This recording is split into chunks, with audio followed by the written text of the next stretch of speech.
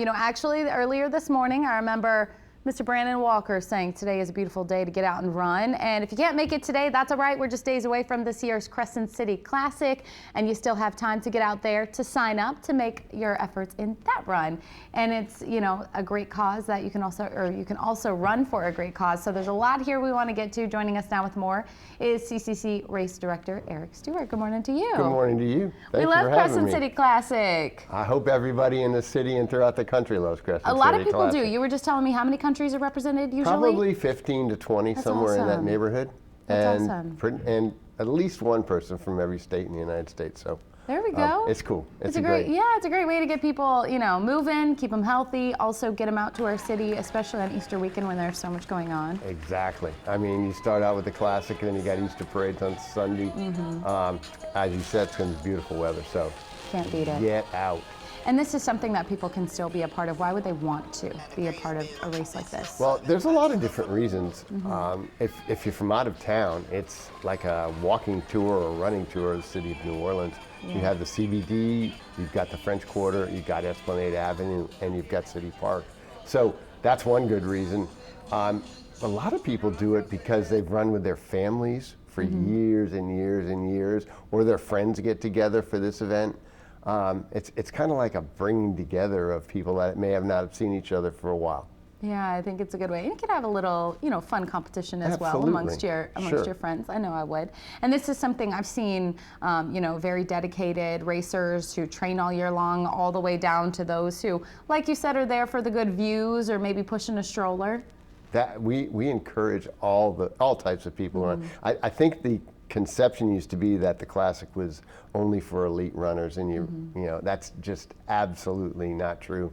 Over 60% of our people are walking the race. So yeah, that's awesome. Anybody can come out, and we encourage anybody to come out. And tell us more about those who want to run and also contribute to maybe one of their favorite local charities. Sure, there's 29 charities that we hope, if you still haven't registered, maybe you'd consider running for one of those charities, raising money for them, because they're all good causes, they're all local charities, and it all stays in our community. So that's a good reason to run for them. There are still slots open in the charity corral.